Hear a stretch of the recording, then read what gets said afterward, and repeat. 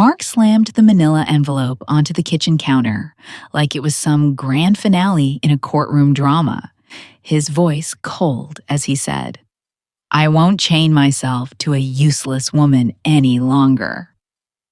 My ears rang at the word useless.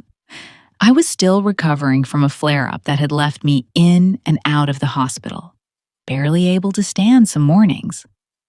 But what cut deeper wasn't the illness.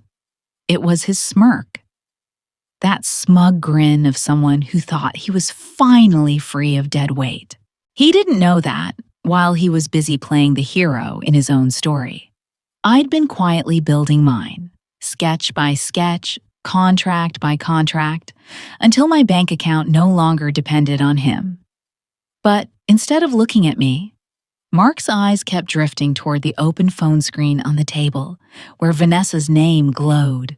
Vanessa, my best friend, who had started visiting far too often, staying just long enough to flash her practiced sympathy at me before laughing a little too loud at Mark's jokes.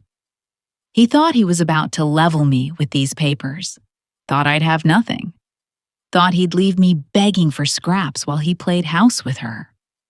What he didn't know was that the moment he sneered those words at me, his downfall had already begun. Tell me, if you were in my place, what would you have done? Signed quietly, screamed at him, or laughed in his face? I'd love to hear your gut reaction in the comments, because every choice tells you something about who you are in a moment of betrayal. And before we go deeper into this story, if it's your first time here, welcome.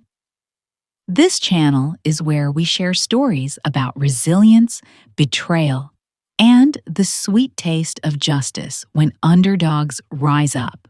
If you believe in turning pain into power, don't forget to hit subscribe and tap the notification bell, because every single story we tell here is a reminder that you're not as powerless as someone might want you to believe.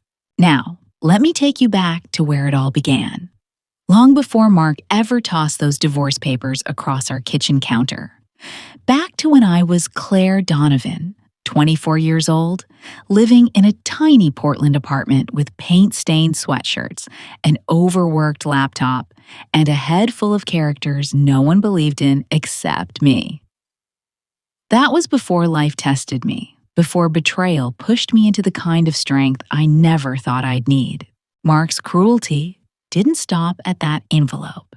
In fact, it was just the opening act in the performance he'd been perfecting for months, maybe years, behind my back.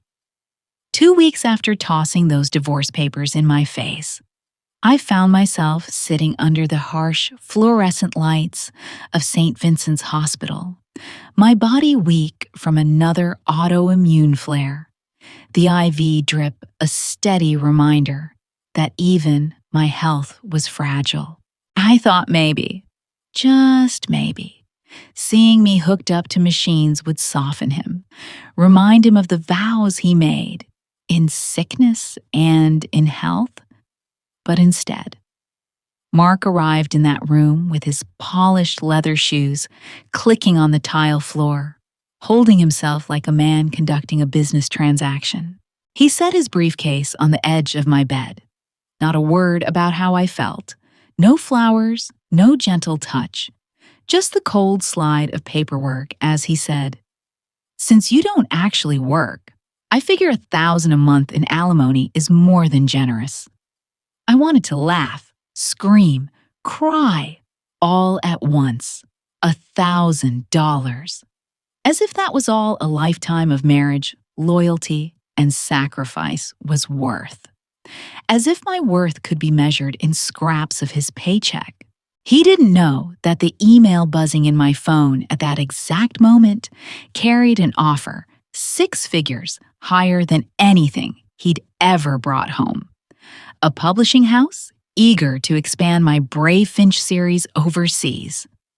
The irony was almost unbearable, like the universe itself was trying to hand me my revenge early, But all I could do was swallow the lump in my throat and let him think he'd won.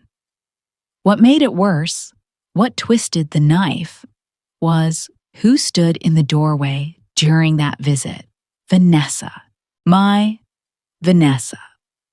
The woman who had once cried on my shoulder after her father's funeral, who had held my hand through my diagnosis, who had spent countless nights on my couch when her marriage to Ethan felt rocky. She leaned casually against the doorframe, her hand resting on her stomach in a way that made my blood run cold. She didn't say much, just offered a half smile. That kind of smile women give when they want you to know they have something you don't. And then Mark, as if he'd rehearsed it, glanced back at her with a look I hadn't seen directed at me in years. Tender, hopeful, almost reverent. And in that instant, I knew. The baby she carried was the center of his new fantasy, the justification for throwing me away. The fresh start he could parade around while I withered in a hospital bed. Later that night, when the morphine haze had worn off and the monitors beeped steadily around me, I scrolled through my phone and saw their photos. Mark and Vanessa at a dinner party, his hand protectively splayed across her still flat belly. Their friends raising glasses in a toast like it was something sacred. I stared at the screen until my vision blurred, wondering how two people I trusted most could script a betrayal so meticulous. It wasn't just infidelity, it was a rewriting of my entire existence. I was the sickly, lazy wife, the burden, the woman to discard, while she was the glowing mother-to-be, the fresh start, the prize he deserved after suffering my supposed uselessness.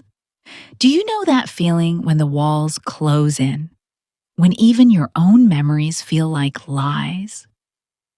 That was me in those weeks. I replayed every dinner we'd had with Vanessa, every time she'd offered to help out when I wasn't feeling well, every little joke Mark made about how she cooked better than me, how she kept her hair nice while I wore messy buns and paint-stained sweatshirts. The signs were there, but I refused to see them, because admitting the truth would mean acknowledging that my marriage wasn't just cracking. It had already collapsed. And yet, buried in that avalanche of humiliation was a flicker of something else. Pain, yes. Anger, absolutely. But also a stubborn ember of resolve. Because while Mark strutted around imagining himself as a new father, while Vanessa rehearsed her role as a devoted partner, I was lying in that hospital bed with my sketchbook on my lap, drawing Brave Finch, my little stand-in character, soaring through storms, wings battered but unbroken. I drew him carrying twigs for a nest while the bigger birds mocked him, and I realized that was me. Small, underestimated, called useless. But I knew what they didn't, that I had been building something real, something that couldn't be taken with a signature on a divorce decree. I kept my mouth shut when Mark sneered. I let Vanessa smirk from the doorway, and I swallowed my rage like bitter medicine, because I understood one truth in that moment. Their arrogance was my camouflage. The more they underestimated me, the better my chance to strike when the time was right. What they saw was a frail woman with an IV drip and no future. What they didn't see was the growing stack of contracts in my inbox, the royalty checks deposited quietly into my business account, or the network of allies waiting to rise when I finally asked for help. But before I could even think about revenge, I had to survive the immediate storm. My body was failing, my marriage was ending, my best friend had stabbed me in the back, and the world saw me as pitiful. That cocktail of humiliation and despair was almost too much to bear. I would lie awake at night, the beeping of machines lulling me into half sleep, asking myself, how did I get here? How did the girl who once dreamed of painting children's books become the woman abandoned in a hospital bed? I thought about giving up more times than I'll ever admit out loud. But every time, I'd glance at that sketchbook, brave Finch staring back at me with determined eyes. And I knew that my story wasn't over. Not by a long shot. When I was finally discharged from the hospital, weak but alive, I stepped back into my apartment and felt the silence press down on me like a weight. Mark hadn't even bothered to leave a note, just stripped his side of the closet bare, his cologne gone, his shoes missing. Even the framed photo of us at Cannon Beach vanished from the nightstand, as if erasing me from his life could be done with a few cardboard boxes and a trash bag. That emptiness should have broken me, but instead it crystallized something I hadn't felt in months. Clarity. If Mark saw me as a burden, if Vanessa thought she could replace me, then the only option was to stop seeing myself through their eyes and start acting like the woman they never believed I could be. The first night home, my hands trembling from fatigue, I opened my laptop and went through every single email from my agent, every contract waiting for my signature, every opportunity I'd been too scared to announce because I thought it would upset Mark's fragile ego. I signed them all. I wired money into my separate business account, the one Mark never knew existed, because I'd always let him believe his paycheck kept us afloat. And for the first time in our marriage, I felt the delicious freedom of not asking anyone's permission to exist. But revenge wasn't just about money. I knew the lies Mark and Vanessa were telling would grow like weeds if I didn't gather proof. And that's when the knock came at my door one rainy Thursday night. It was Ethan, Vanessa's husband, looking like he hadn't slept in days. His tie loose, his eyes red-rimmed, holding a tablet against his chest, like it contained the last shreds of his sanity. He didn't wait for pleasantries. He walked straight to my kitchen table, set the device down, and said in a voice so quiet it terrified me, "You need to see this." On the screen, GPS logs lit up like pinpricks across a city map. His wife's car at the Riverside Inn 3 nights a week. Always at the same time. Always matching Mark's client meetings. He scrolled through photographs, hotel receipts, even a parking stub with Mark's handwriting on the back. My stomach churned, but in the bitterness, there was relief too. Because now, it wasn't just a feeling. It was evidence. Ethan looked at me with the hollow eyes of a man who had been humiliated as deeply as I had and whispered, "We can't blow this up yet. Harper doesn't deserve to have her life destroyed before she's old enough to understand. But we can prepare." And in that moment, 2 people broken by the same betrayal made a pact. The days that followed were a blur of strategy disguised as survival. By day, I smiled weakly at neighbors, let them believe I was the fragile wife recovering from illness, while her husband gallantly moved on. But by night, I became someone else entirely. I scanned contracts until my eyes ached. I documented every bank transfer Mark had ever made without consulting me. I photographed his leftover papers and the cruel notes he'd scribbled in margins. Lazy, spends too much, not worth it. Like some accountant tallying the value of my soul. With Sophie, my lawyer friend from college, I drafted new business protections. Properties shifted into my LLC, trademarks filed under my name alone, income streams hidden in plain sight, but locked tight from his reach. And with Ethan, I traded information like war generals. He brought me timestamps and receipts. I gave him the subtle observations only a best friend could catch. Vanessa's nervous smile when she lied, the way Mark avoided saying where he'd been on Thursdays. At night, when exhaustion clawed at me, I'd pick up my sketchbook and draw Bray Finch fighting storms bigger than himself, his wings ragged but determined.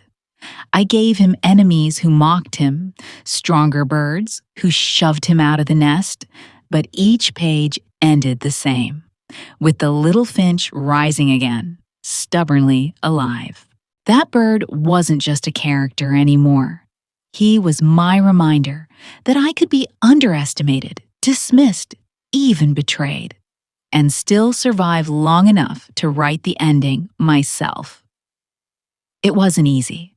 There were mornings I'd wake up drenched in sweat, convinced I'd made a mistake, that hiding my success was cowardice, that if Mark found out, he'd crush me in court. There were nights I heard his voice in my head, sneering worthless until it rang like truth. But then I'd see Ethan's quiet determination, the way he kept meticulous folders of evidence, labeled and dated like some grim archive of betrayal. And I knew we weren't crazy. We were patient. We were preparing for the day when all those lies would collapse under their own weight. The irony was that Mark, so busy crafting his image as a devoted future father, didn't even notice the shift in me. He thought he'd broken me. He thought my silence meant defeat. But in reality, every insult, every smug grin, every evening he spent at Vanessa's side was another brick in the wall I was building around myself, a fortress of contracts, cash, and quiet resolve.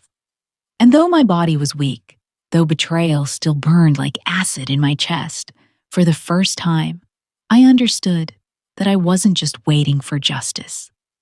I was preparing to deliver it myself. Mark's arrogance only grew louder as the weeks turned into months, and instead of hiding the affair, he and Vanessa seemed determined to shove it in my face, weaving their little fantasy family so openly that even the neighbors began to treat me with pity, whispering in the grocery store aisles while Mark paraded Harper on his shoulders, letting her call him Dad Mark, as though she'd forgotten the man who had raised her since birth, still lived 2 blocks away. I'd watch from my window as he installed a swing set in Vanessa's yard, bright plastic and fresh wood gleaming under the sun. Harper squealing with laughter, while Vanessa recorded it on her phone, posting captions about blessings and fresh starts that felt like daggers when I saw them pop up in my feed. Each photo, each update was a carefully sharpened blade designed to cut me out of the picture. And the worst part was how effortlessly people seemed to buy into it, nodding along as if I were the bitter one, the sick one, the wife who couldn't keep a husband because she was too weak, too distracted, too unworthy. My health faltered under the strain, flare-ups returning with a vengeance, and there were mornings I couldn't even button my blouse because my hands trembled too much. Yet Mark used even that against me, telling Harper in front of mutual friends that I was too tired to play, planting seeds of disappointment in her young mind. Ethan and I continued our quiet work in the shadows, building our case file by file. But there were days I wondered if it was worth it. Not because I doubted the truth, but because I feared the slow erosion of Harper's trust. She had once been my shadow, curling up next to me with crayons, reading my early drafts, laughing at my silly voices. But now, when I waved from the porch, she barely looked at me, distracted by Mark's new promises. Trips to Disneyland, New sneakers, birthday parties, with themes I could never have afforded back then. I lay awake at night, replaying the last time she'd climbed into my hospital bed and whispered, "I love you," terrified it might have been. The last time she'd say it with innocence instead of obligation. To lose a husband was betrayal, but to lose a child you'd loved, like your own, was annihilation. And still, I kept sketching. My Brave Finch notebooks grew heavier, filled with drawings of the little bird flying alone against storms, outnumbered by crows, building nests in secret caves where no one could reach him.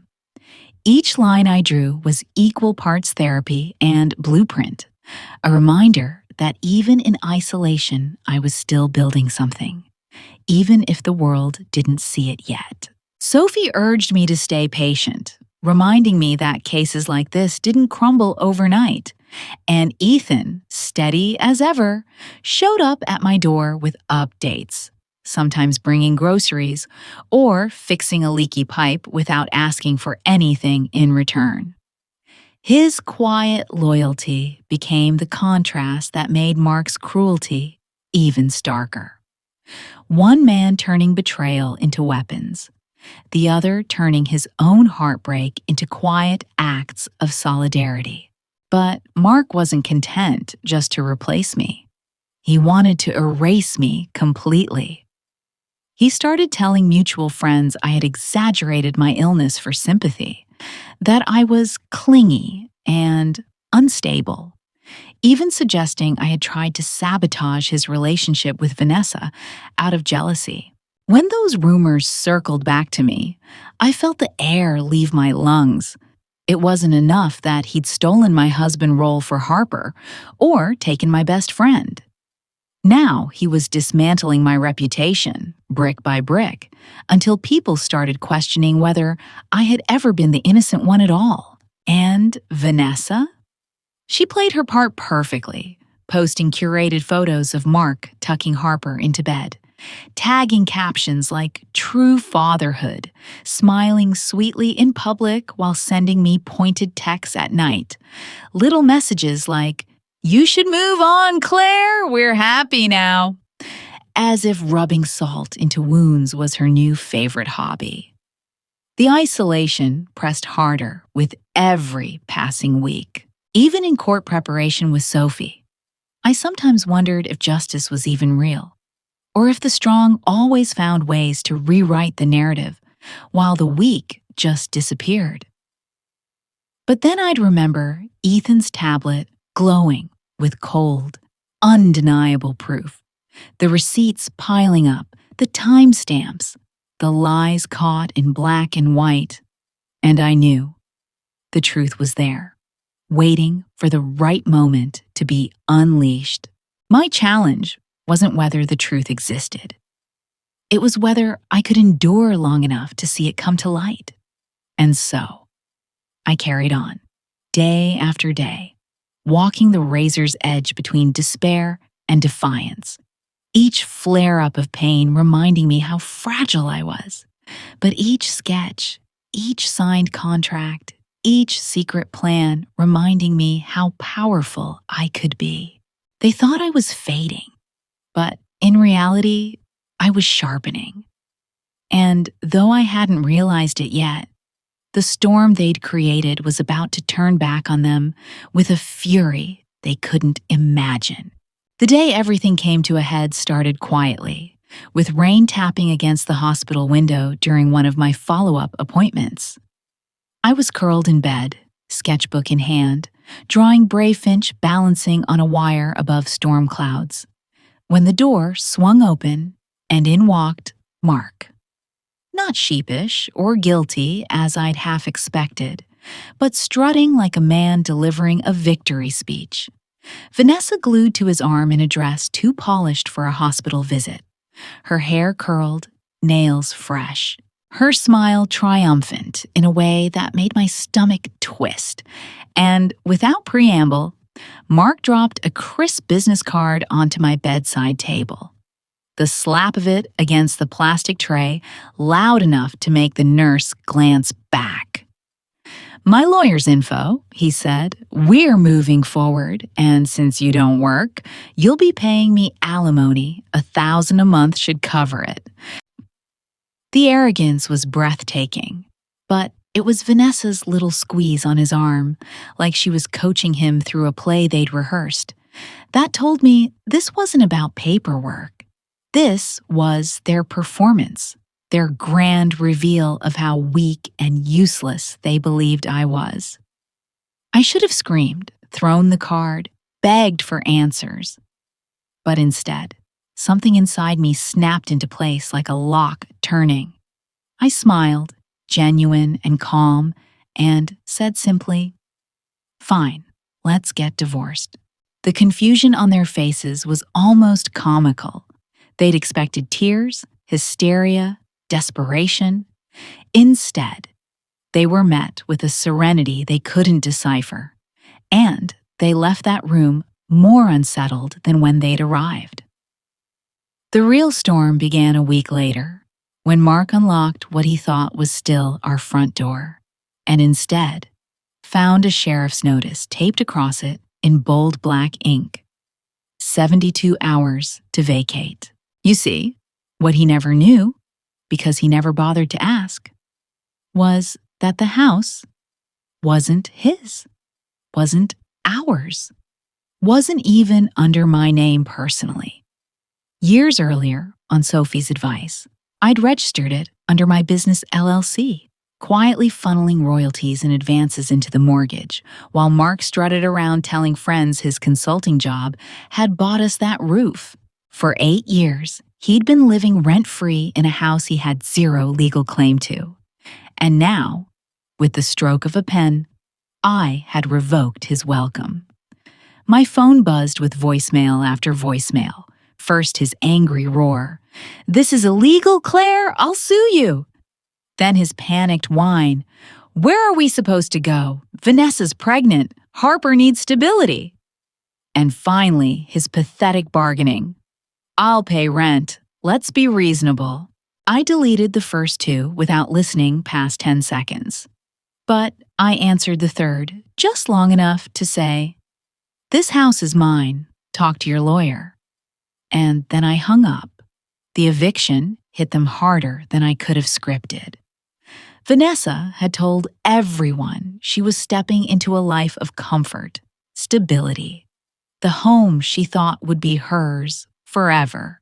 Now she and Mark were hauling boxes into his parents' basement. His mother, Margaret, watching in stony silence. Her once proud son revealed as the man who abandoned his sick wife for her best friend. The gossip spread like wildfire, neighbors whispering, church friends crossing the street, colleagues at his father's firm shaking their heads. For a man obsessed with image, this humiliation was unbearable. And yet, the true climax came not with paperwork or gossip, but in the Donovan family living room, where I stood alongside Ethan, facing them all. Mark, Vanessa, and most importantly, Harper, now old enough at 16 to sense the gravity of every word. Vanessa puffed herself up, arms crossed, declaring in that shrill tone she always used when cornered, "Mark and I found real love. That's something to celebrate, not punish." She even gestured toward Harper, as though trotting her out like evidence. "She finally has a real father now." But Harper, sweet, loyal Harper, looked directly at Mark and, with a steadiness that silenced the room, said, "My dad is Ethan. He's the only one I want." The words sliced through years of performance in a single blow. Mark's face collapsed as though he'd been struck. Vanessa's triumphant posture crumbling into panic. And for the first time in a decade, I saw truth shining through the fog of their lies. That was when I played my final card. Calmly, without raising my voice, I pulled out my phone. opened my banking app, and turned the glowing screen toward them. You called me useless, I said, but I earn $500,000 a year now. Royalties, licensing deals, a film adaptation in production. I've been building an empire while you were busy sneaking off to motel rooms. Silence hung heavy as Mark's eyes darted across the numbers, his mind scrambling. Vanessa's hand gripping his arm so tightly her knuckles whitened. I watched their little empire of arrogance implode in real time, Mark trying to muster that old charm. Maybe we're being hasty, Claire. 15 years counts for something. We could try counseling. But Vanessa's shriek cut through his desperation. Are you serious? After everything, you'd crawl back now just because she has money? And in that instant, she realized exactly what I had always known. Mark's loyalty was never love. It was leverage. The final blow didn't come from me, though. It came from Margaret, Mark's mother, who had sat silently until then, her lips pressed into a hard line.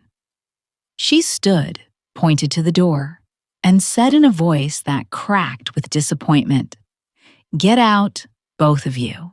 I raised you better, Mark. You've shamed this family." And just like that, the man who once called me worthless was left with nothing but a cardboard box in his parents' basement, a girlfriend who realized too late she was just another pawn, and the look on his face, pale, stunned, utterly hollow, was worth every tear I'd ever swallowed. The days after that confrontation unfolded like the slow unwinding of a storm. Not with one loud crash, but with steady, merciless waves that stripped Mark and Vanessa of everything they thought they'd gained. Word spread quickly in Portland's small business circles that Mark had abandoned his sick wife for his best friend, and clients began quietly withdrawing their accounts from his father's firm, not because of contracts or profits, but because nobody wanted to be associated with a man so brazenly shameless. His father, once his greatest defender, summoned him into the office one final time and told him flatly, "You're done here," stripping him of the cushy job he assumed would always be his safety net. And so the man who sneered that I was lazy found himself waking at 4 a.m. to haul crates down at the docks, trading his suits for rubber boots, and coming home reeking of fish, exhausted, invisible. The irony of his new life almost too perfect to script. Meanwhile, Vanessa's unraveling came faster and sharper. Ethan's lawyers filed custody modification immediately, armed with years of documented evidence, GPS logs, credit card receipts, even testimony about her deception. And the judge didn't hesitate, ruling that Harper should remain primarily with Ethan, granting Vanessa only supervised visitation. I was in the courtroom when the judge leaned forward and said, "Your choices have created instability detrimental to your child." And I watched Vanessa's face crumple as though she hadn't truly believed the law would ever catch up to her. The friends she once boasted to stopped answering her calls. The moms who used to sip wine in her kitchen suddenly crossing the street when they saw her. And soon the only people who still spoke her name were gossiping about her downfall. And while they spiraled, my life, fragile though it still felt, began to steady. Harper, tentative and unsure at first, started sending short text messages. "Hi, how are you?" Then phone calls, shaky and awkward, until finally she knocked on my door one rainy evening, holding a crumpled piece of paper she'd written on. "I'm sorry for believing lies."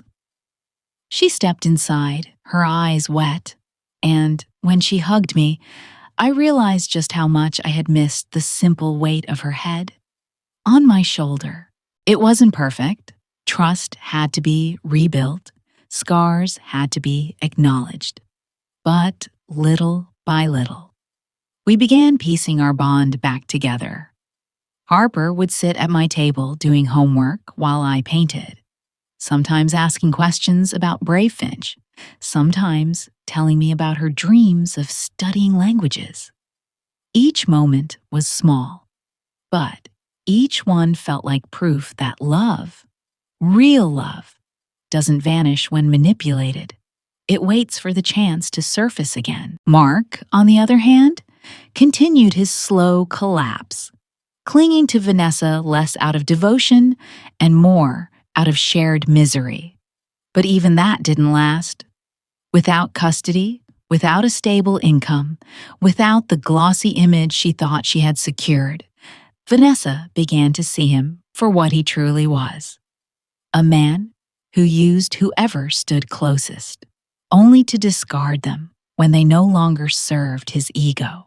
Within months, she left him, and in one final bitter twist, he refused to take her calls, leaving her alone with no money, no husband, and only scattered visitations with Harper that she had to schedule under supervision. The same woman who once stood in my hospital doorway, smirking at my weakness, now worked double shifts at a chain retail store. Her Instagram dormant, her circle of admirers gone. I didn't celebrate their pain, not openly, anyway. But I would be lying if I said there wasn't satisfaction in knowing the universe had balanced the scales. Every time I drove past the docks and saw men unloading crates under gray skies, I wondered if Mark was among them, thinking about the life he'd thrown away. Every time I spotted Vanessa at the grocery store, head down, avoiding eye contact, I thought about the audacity of her once telling me to move on while she clung to what she thought was her new happiness. They had gambled everything on deceit, and they lost it all. Meanwhile, my empire, the one I'd been told didn't exist, blossomed. The Brave Finch series expanded into 12 languages, my royalties arriving like clockwork, and Hollywood executives called weekly about the animated adaptation. I converted the house Mark once claimed as his into a bright, sprawling studio. White walls filled with canvases, sunlight flooding through windows, every corner a reminder that I had not just survived, I had built. Ethan remained steadfast at my side, not as a lover yet, but as a friend, a partner in resilience, his steady presence proof that loyalty and integrity still existed in a world that had tried to convince me otherwise. Together, we navigated custody hearings, teenage outbursts, the long, slow climb of healing Harper's trust, and each time we faced the wreckage of the past, we chose patience instead of bitterness. The consequences had been delivered. Mark stripped of pride, Vanessa stripped of image, both of them learning what it feels like to live without the power they once wielded so carelessly. And me? I carried no illusions that life would ever be simple again. But I knew something more important, that I had finally taken back the narrative of my own story. 6 months after the custody ruling, I stood barefoot in my new studio, sunlight pouring across the hardwood floors, paint-splattered jars lined neatly along shelves that I had built myself. And for the first time in years, I felt not just alive, but whole. The air smelled faintly of turpentine and fresh coffee, and my sketch of Brave Finch, now a beloved character around the world, hung framed on the wall, a reminder that what started as therapy in a hospital bed had become an empire I never dared to imagine. My days were filled with color and purpose. mornings drafting illustrations for the next book in the series, afternoons on calls with producers about the film adaptation, evenings cooking simple meals while Harper sat across the table, translating French phrases from her community college textbooks. She was finding her own voice now, stronger and clearer, no longer swayed by the lies she once believed, and the joy of seeing her laugh in my kitchen, unguarded again, healed something in me that doctors never could.